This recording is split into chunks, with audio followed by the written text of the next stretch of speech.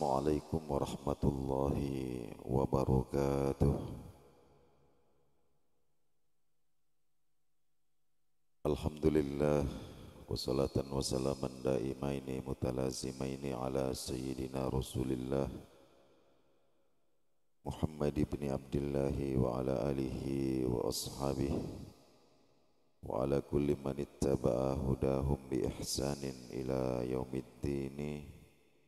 Thumma amma ba'd, fa aqulu rabbi shrah li sadri wa yassir li amri wahlul 'uqdatam min lisani yafqahu qawli.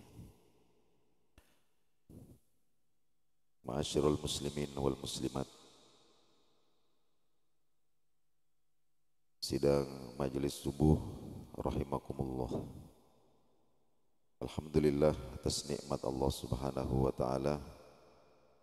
Subuh hari ini kita bersyukur, berterima kasih disempatkan kita setelah sholat subuh berjamaah untuk kembali duduk sejenak mendengarkan uraian-uraian yang terkait dengan agama kita. Kita masih ada pada hadis yang kelima berkaitan dengan ibtalul munkarati wal bid'ah, ya, menolak kemungkaran serta praktek-praktek bid'ah.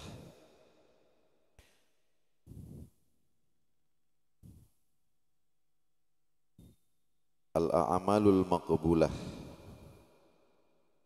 al-a'malul maqbulatu, amal-amal yang diterima. Wa hunaka a'malun wa umurun mustahdatsatun. Jadi ada amal-amal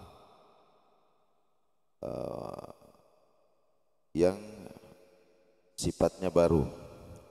Ya, baru ini maknanya tidak ada riwayat bahwa baginda Rasulullah Sallallahu Alaihi Wasallam pernah melakukan. Jadi itu dikatakan mustahdatsah, baru. Meskipun demikian, la tunafi ahkamas syariah. Ya, meskipun baru, namun tidaklah bertentangan dengan hukum-hukum syariat. Ya, tidak bertentangan dengan hukum-hukum syariat. Bal yujadu fi adillati syar'i. Bahkan ya, sesuai dengan dalil-dalil syariat wa qawaidihi ma yu'ayyiduhu, dan dikuatkan juga oleh kaidah-kaidah syariat yang baku. Fahadhihi, yang seperti ini la turaddu ala fa'ilihi, tidaklah dikategorikan sebagai amal-amal yang ditolak. Bal hiya maqbulatun, justru hal tersebut diterima, wa mahmudatun, dan termasuk hal yang terpuji, termasuk hal yang baik. Wa qad fa'ala as-sahabah ridwanullahi alaihim katsiran min dzalik wastajawazahu wa ajma'u ala qabulih. Ini banyak dipraktikkan oleh sahabat Nabi Sallallahu Alaihi Wasallam. Jadi tidak pernah dicontohkan oleh baginda Rasulullah, tapi kemudian di zaman sahabat, para sahabat melakukan. Ya, ini termasuk perkara-perkara yang baru. Namun karena tidak bertentangan dengan kaidah-kaidah syariat, maka meskipun tidak pernah dicontohkan oleh Nabi, maka itu dikategorikan sebagai hal yang bisa diterima. Nah, ini dicontohkan di sini adalah di antaranya, ini yang paling penting adalah wa awdahu mithalu ala dzalika, contoh yang paling jelas adalah jam'ul Qur'ani, mengkodifikasi Al-Quran. Jadi Al-Quran yang awalnya catatannya ini kebanyakan ada di ingatan para sahabat dalam bentuk hafalan.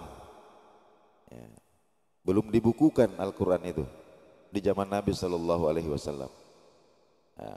Ada di suhuf-suhuf, ada di lembaran-lembaran pelepah-pelepah kurma, ada di tulang-tulang unta, itu dicatat. Dan kebanyakan ada dalam ingatan dalam bentuk hafalan. Tapi di zaman Sayyidina Abu Bakar As-Siddiq, kemudian catatan-catatan mushaf Al-Quran yang bertebaran itu, ini kemudian beliau membentuk tim ya, yang terdiri dari sahabat-sahabat senior yang amanah, kemudian diyakini kealimannya dan hafalannya yang mutqin. Ini kemudian untuk mengumpulkan semua catatan-catatan yang ada di tangan para sahabat yang berserakan.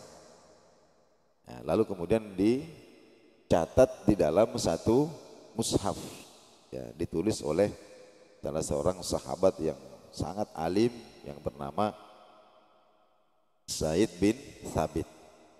Nah, ini tidak pernah dilakukan, tidak pernah diperintahkan oleh Rasulullah Shallallahu Alaihi Wasallam.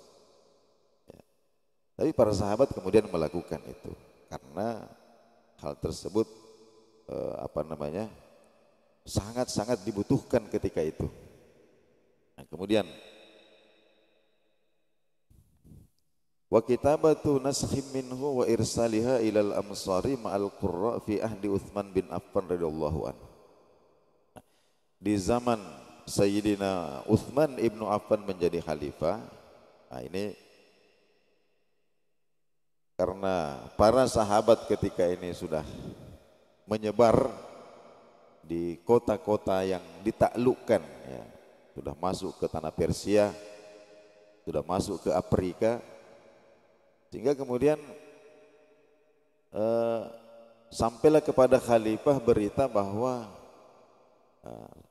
karena Islam sudah masuk di daerah orang-orang ajam, daerah-daerah non-Arab yang istilahnya secara bahasa bukan orang yang menggunakan bahasa Arab, bahasanya Al-Quran, sehingga kemudian banyak terjadi kesalahan-kesalahan di dalam bacaan. Nah, akhirnya kemudian Sayyidina Utsman ini mengambil atau melakukan musyawarah, lalu kemudian terjadilah apa yang disebut kodifikasi Al-Quran yang kedua. Nah, ketika ini kemudian mushaf ini disatukan, diseragamkan. Jadi Sayyidina Utsman ini kemudian menulis mushaf, ya, kemudian disebarkan di daerah-daerah yang dikuasai oleh kaum muslimin untuk dijadikan standar. Ya, adapun lembaran-lembaran yang beredar yang tidak sesuai dengan mushaf yang disebut sebagai mushaf Utsmani ini kemudian dimusnahkan. Ya, sehingga kemudian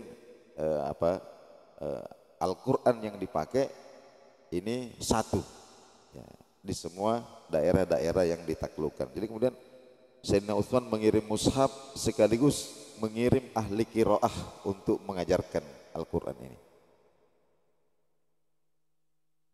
Nah, kemudian ini kan saya jelaskan sedikit ini.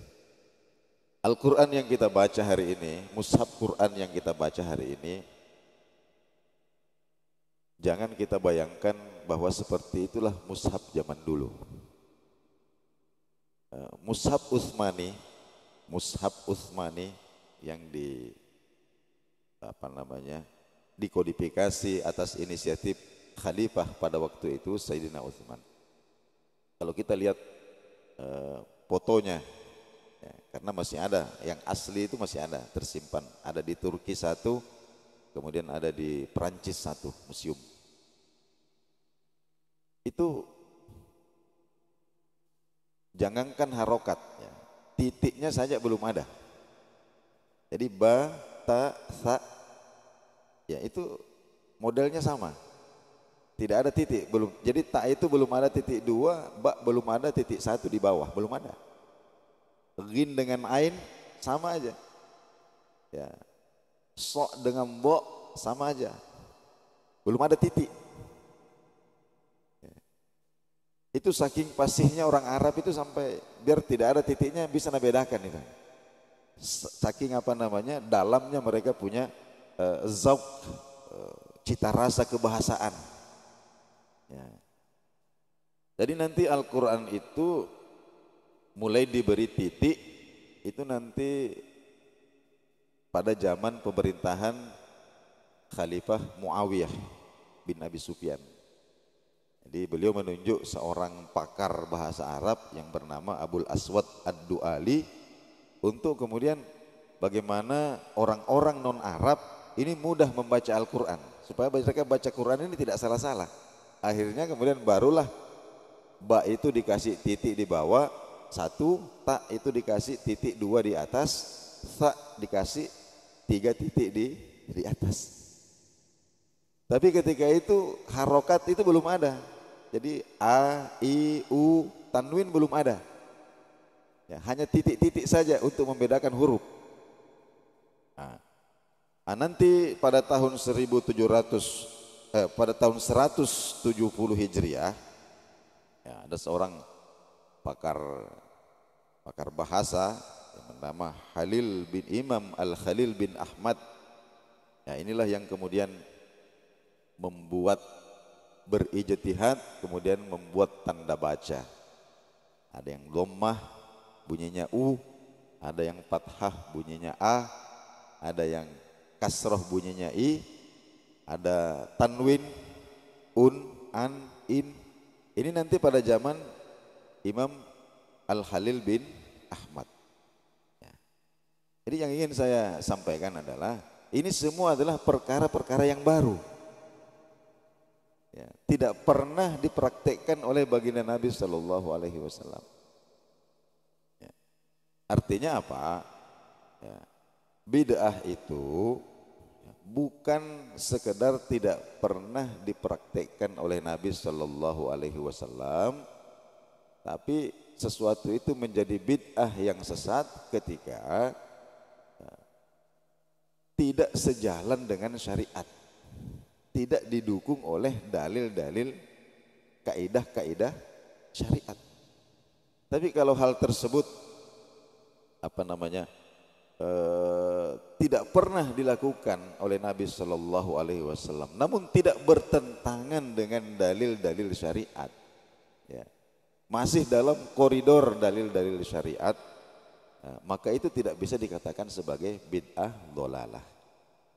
Ya, tidak bisa. Justru bisa tidak kita bayangkan seandainya Quran kita itu masih seperti Quran yang ditulis di zaman Khalifah Abu Bakar As-Siddiq. Ada harokat saja kita belajarnya masih lama, panjang pendeknya, degungnya, ikhfa'nya. Apatah lagi seandainya tidak ada titik-titiknya, tidak ada harokatnya.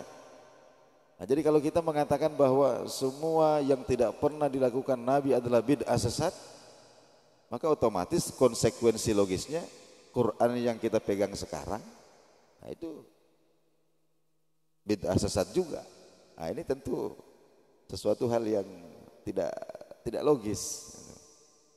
Itu kira-kira itu contoh ya hal-hal yang baru, tapi tidak termasuk juga diantaranya adalah kodifikasi ilmu-ilmu, ya, kodifikasi ilmu-ilmu yang berkaitan dengan Al-Quran.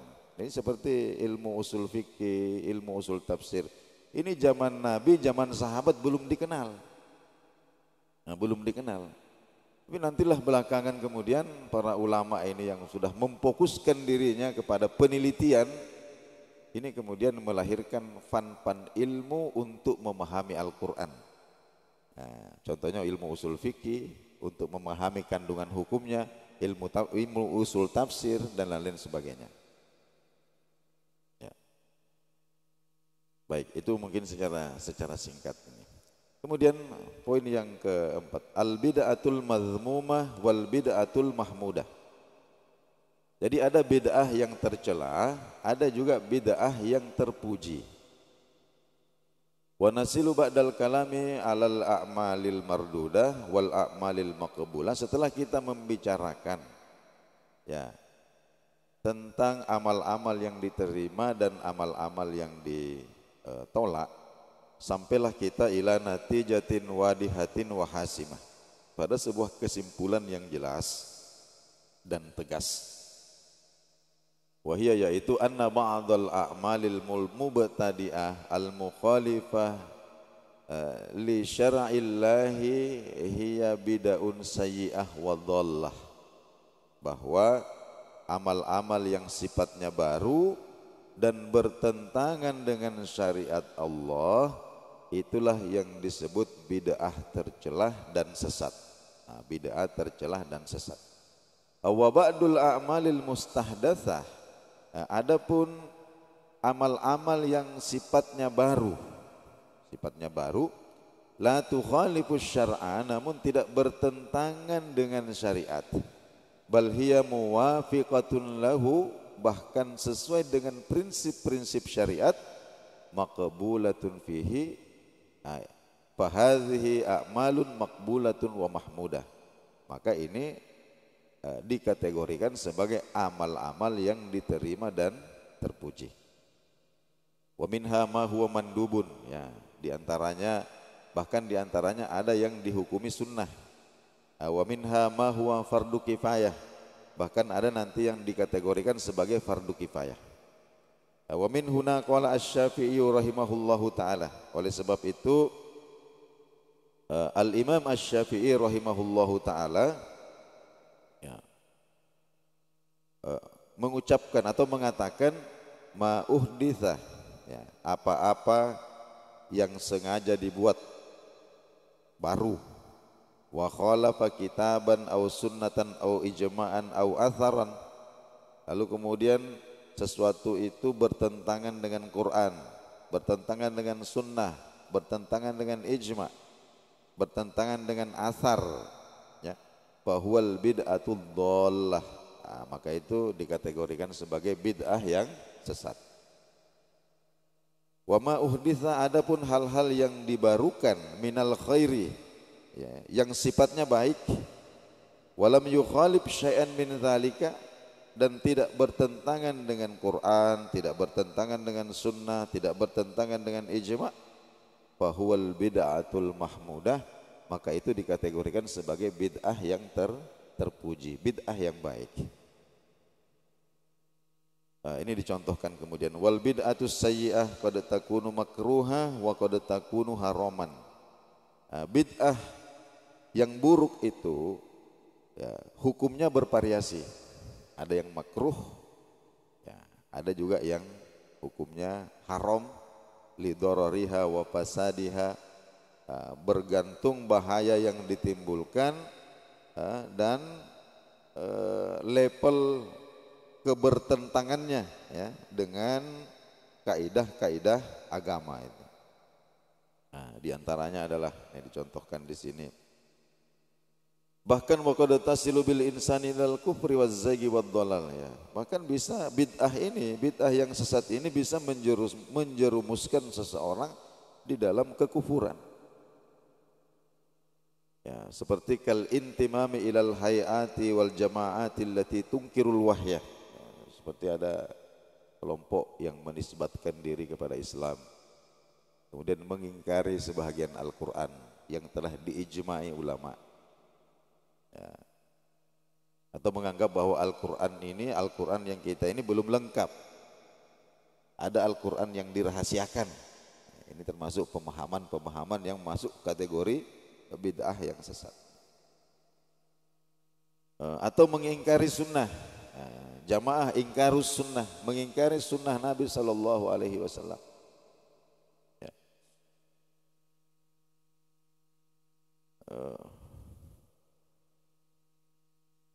Wakal intima ila jamaati yaddauna tasawuf.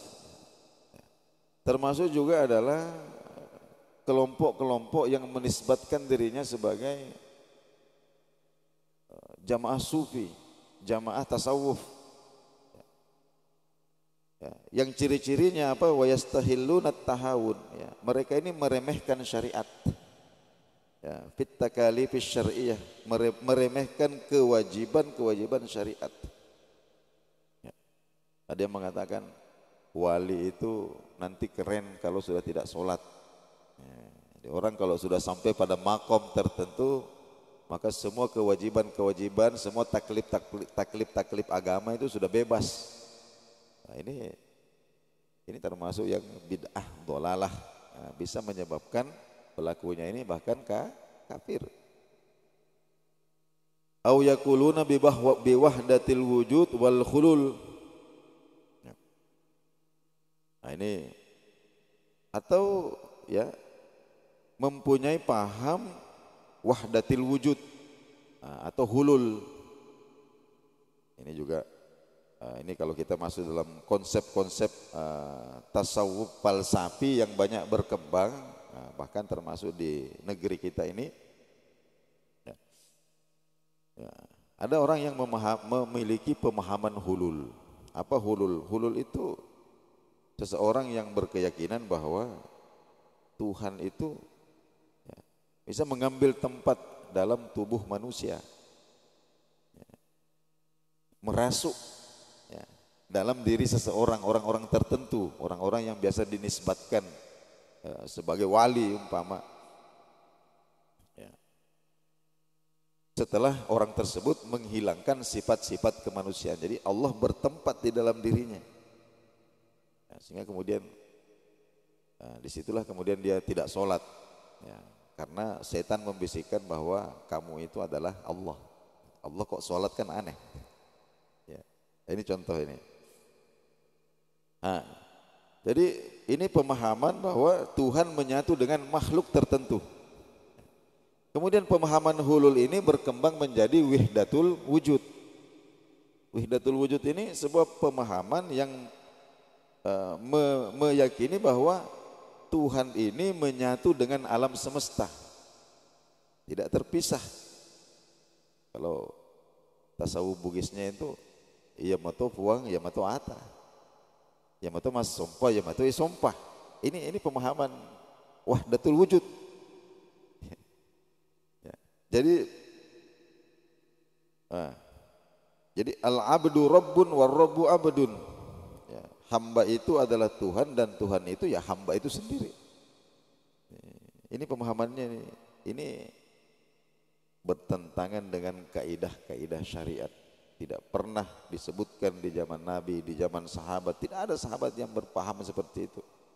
Ya, kemudian bertentangan dengan dalil-dalil syariat. Nah, dari hulul ini kemudian meningkat ke wahdatul wujud, lama-lama kemudian menjadi wihdatul adyan, ya, kesatuan agama. Jadi agama ini sudah tidak penting lagi. Mau agamamu apa, yang penting, ya kan seperti itu. Jadi mereka ini punya ungkapan bahwa ya semua agama ini diibaratkan sungai yang mengalir. Sungai ini bermacam-macam. Ada yang mengalir dari sana, mengalir dari sini. Ada sungai besar, ada sungai kecil. Tapi nanti muaranya itu kan ke laut semua. Ya, sehingga bagi mereka yang penting, sudah tidak penting lagi praktek-praktek beragama ini. Orang beribadah di masjid, beribadah di gereja, ini kemudian sudah sama saja. Nah, ini bahayanya. Jadi mulai dari hulul meningkat menjadi wahdatul wujud, kemudian ujung-ujungnya nanti adalah wahdatul adyan, yang pada zaman modern ini kemudian orang ahli bahasakan menjadi apa yang disebut dengan pluralisme. Ya, pemahaman bahwa agama itu semuanya sama. Sampai orang-orang yang mengusung pemahaman seperti ini Ini dananya besar sekali. Ya, memang ada sokongan dana yang tidak terbatas. Ya, memang gunanya apa? Gunanya ini adalah untuk membuat kerancuan, minimal menimbulkan keraguan-raguan di dalam di tengah kalangan kaum muslimin. Ya, sehingga kemudian terpecah belah. Nah, ini yang perlunya kita pahami ini tentang bid'ah-bid'ah yang seperti ini. Nah, wa minal bid'ahis sayyi'ah inda amat, termasuk juga diantaranya ini yang berlaku di kalangan orang-orang awam kebanyakan ini adalah pengagungan terhadap benda-benda tertentu, ya, dan keyakinan bahwa benda tersebut ya ada, dan meminta berkah dengan benda itu, dan meyakini bahwa benda ini bisa memberikan manfaat, bisa menolak bahaya. Ya. Nah, saya ingin mengakhiri